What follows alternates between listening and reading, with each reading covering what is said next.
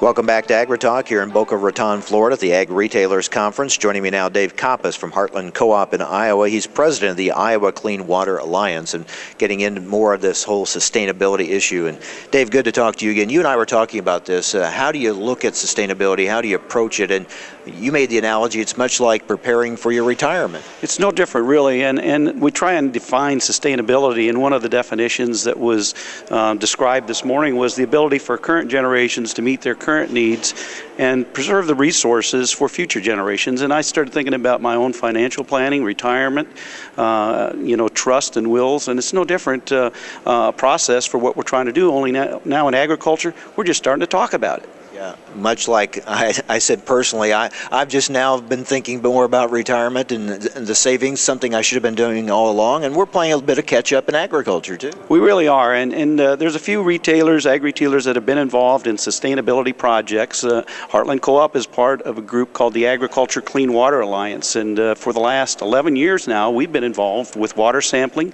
trying to understand the quality of the water that's being used by the Des Moines Water Works that feeds about 17% of the water needs in Iowa.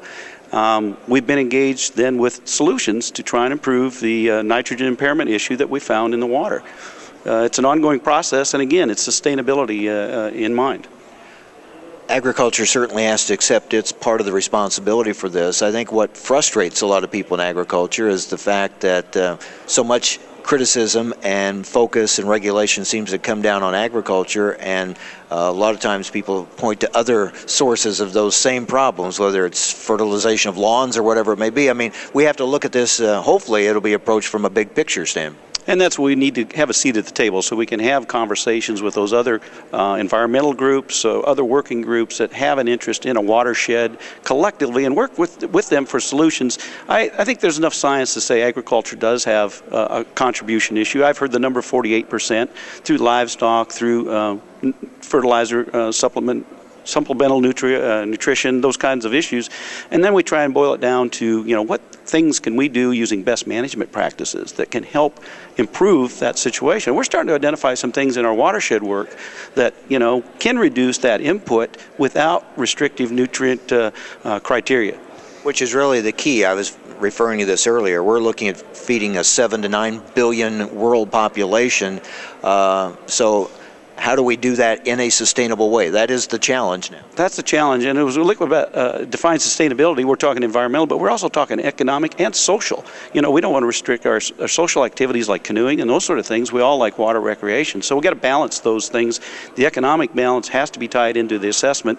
Iowa State University right now is working on a scientific assessment of some of these best management practices to put a quantifiable number to such things as buffer strips, perennial crops, in relationship to what if you restricted the nutrients. Finding tremendous results with buffer strips, wetland restorations, and some of those practices, not finding really the kind of results that we would like to see, maybe with just changing the timing and the placement of nutrients. 4 to 7% maybe is all we're going to get out of that. So with all the progress and improvements we have made, there's still a long ways to go, and we're still looking for the best ways to do it. And that's right, and we do want to send the message to the public, we care. And first of all, we have to gain their trust back, because we want the same things they do. And then we have to work collectively together to understand the science that's going to lead us to those solutions. A lot of work ahead. Yeah, and that's the message that agriculture needs to get out, to say we do care about these things and we are working on them. That's exactly right. We want our social license back. We want to be able to operate with freedom to do the things we can do to produce the safest, most affordable food supply in the world. And we've had that. I did my own economics. My food costs have gone up dramatically since last year, 148%. Now, I got 2 teenagers at home. That makes a difference, but we all want safe, affordable food. All right, Dave, good to see you. Thanks a lot. Thank you, Mike. I appreciate the opportunity.